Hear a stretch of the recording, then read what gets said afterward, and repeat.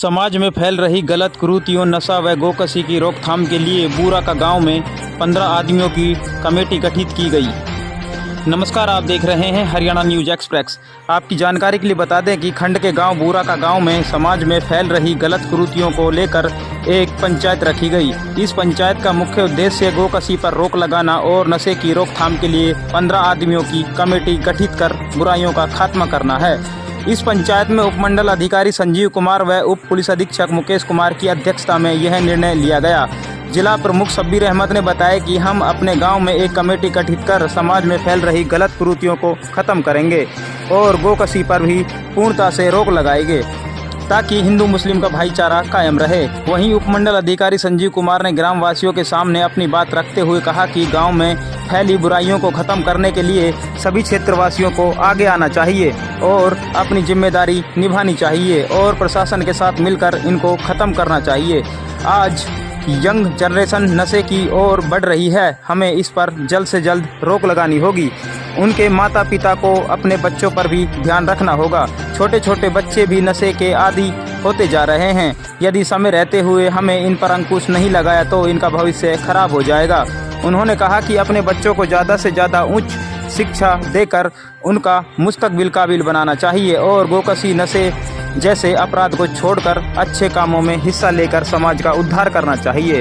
वहीं उप पुलिस अधीक्षक मुकेश कुमार ने भी अपनी बात रखते हुए कहा कि जिस तरीके से आज आपने समाज में फैल रही गलत कुरीतियों को ख़त्म करने के लिए एक कमेटी गठित की है, उसको लेकर क्षेत्र के सभी गांवों में एक एक कमेटी का गठन करके समाज में फैल रही बुराइयों व अपराध पर लगाम लगाई जा सकती है। उन्होंने कहा कि अपराध को रोकने के लिए पुलिस हमेशा आपके साथ खड़ी है। अपराधी चाहे किसी भी धर्म का क्यों ना हो, वह अपराधी होता है और अपराध को बढ़ावा देना यह कानूनन अपराध है। समाज में फैल रही सामाजिक बुराइयां व नशे की रोकथाम के लिए हर एक व्यक्ति को अपनी जिम्मेदारी निभानी चाहिए, उसमें ही हमारे समाज की भलाई है। और उन्होंने कहा कि लोग अफवाहों पर ध्यान ना दें, आपस में भाईचारा कायम रखें। दोस्तों, खबर अच्छी लगी तो अपने दोस्तों में शेयर करना ना भूलें। साथ में हमारे चैनल को भी सब्सक्राइब कर दें और बेल आइकॉन भी दबा दें ताकि आने वाली हर अपडेट आप तक पहुंचती रहे। हरियाणा न्यूज एक्सप्रेस के लिए ताउडू से नसीम खान की रिपोर्ट। हो रही है। तो दूसरा हमारा एक तो ये गोकशी वाला मामला है, दूसरा हमारा मामला है नशे तस्करी का। जो इसको बेचने में मुलविस हैं, जो इसको इस्तेमाल करते हैं, उन सबको चिन्हित कर हमारा काम है अपने प्रशासन के सामने। बात को कैसे वो करेगा जब आप लोग जा रहे हैं और आप ही लोग उनको छुड़ा रहे हैं? नहीं, पहले आप मशवरे से हम सब लोग जो है उनको चिन्हित करें कि ये लोग गलत। तीसरा हमने भी एक बात चली थी हमारी तालीम, एजुकेशन ना होगी तो समझाने वाले कम पड़ जाएंगे और लोग जो है बिगड़ते चले जाएंगे। उस पर भी हमने गौर फिक्र की थी।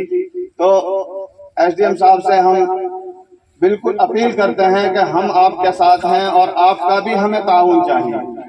हमने अभी अपने गांव की एसएमसी का जब गठन हुआ तो वहां अपने प्रशासन की जो स्कूली प्रशासन है उसकी कुछ चीजें हमने पकड़ी।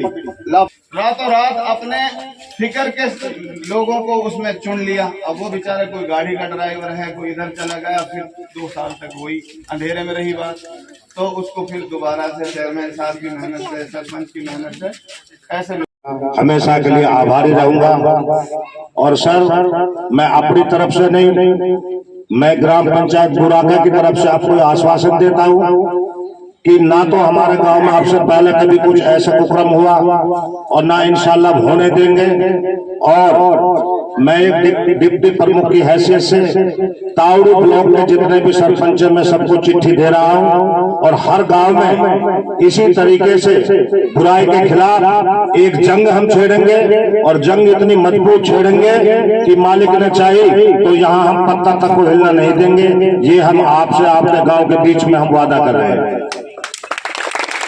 चाहे मामला गोकशी का है सर, और चाहे मामला नशे का है, चाहे मामला चोरी का है, पहले तो हम खुद प्रयास करेंगे और अपने गांव में 11 मेंबरों की एक मजबूत कमेटी बनाएंगे। अगर सर हमसे भी बात चपड़ गई तो फिर हम आपको तकलीफ देंगे। हम उस बुराई को शब्बीर अहमद जी उप प्रमुख गांव के सरपंच मौलाना जी जो अभी उन्होंने अपना भाषण कंप्लीट किया था। वैसे तो बहुत सारी बातें उन्होंने बड़े अच्छे तरीके से एक एक जो समस्याएं हैं हमारे क्षेत्र की, हमारे गांव की, वो उन्होंने बहुत अच्छे तरीके से रखी और एक सीरीज से रखी जिसकी हमें सबसे जरूरत है, फिर उससे कम, फिर उससे कम। बहुत बढ़िया बातें उन्होंने कवर कर दी। मैं उसमें थोड़ा सा कुछ जोड़ना चाहूंगा।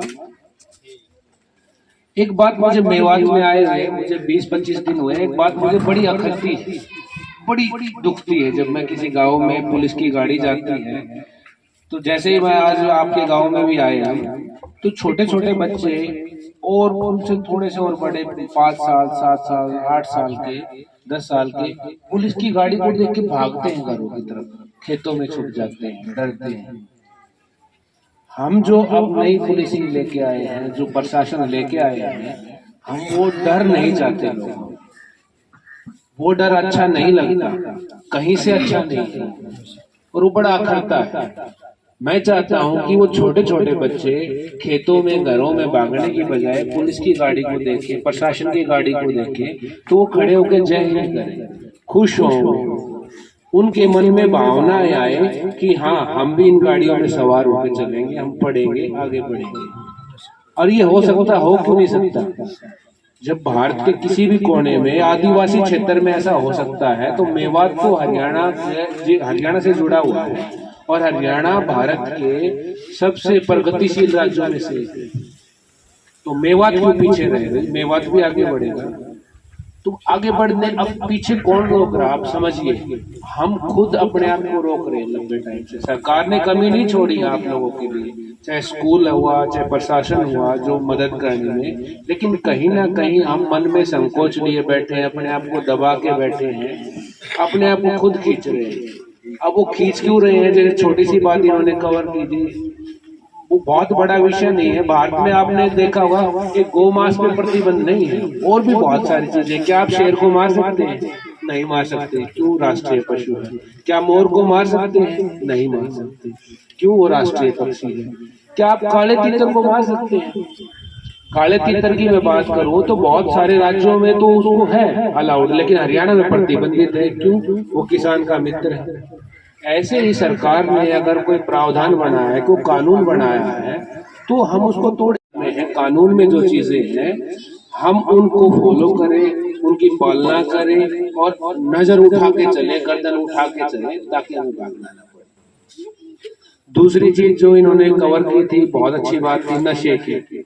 नशे के बारे में सरकार का एक पूरा का पूरा लश्कर लगा हुआ है नशे को रोकने के लिए। सर, आज गांव में गोकसी को लेकर, गांव की अन्य समस्याओं को लेकर एक पंचायत रखी गई है। सर, क्या कुछ पंचायत में कहा गया है? लोगों की क्या कुछ समस्याएं हैं सर? जैसे कि आपने बताया, ये जो समस्याएं थी इसके बारे में गांव बस्ती ने हमें आश्वस्त किया है कि भविष्य में इस प्रकार की कोई भी कुरीति नहीं होगी, और जो भी होगी तो उस चीज़ की जिम्मेवारी ली है कि हम सबसे पहले आगे आएंगे और आपको इस तरह की कोई भी शिकायत का मौका नहीं देंगे। सर, लोगों का, ग्रामीणों का कहना है कि हम एक कमेटी बनाएंगे। सर, उस कमेटी के माध्यम से क्या कुछ गांव वालों को सुविधा होगी? ये अच्छी बात है कि गांव की कमेटी बनेगी, तो उस कमेटी के माध्यम से कोई भी गांव में समस्याएं हैं या किसी भी प्रकार की कोई परेशानी है, नशे से संबंधित है, गोकसी से संबंधित है, तो वो साफ़ सफाई से है, तो वो कमेटी उस चीज़ पे पूरी तरह से निगरानी रखेगी।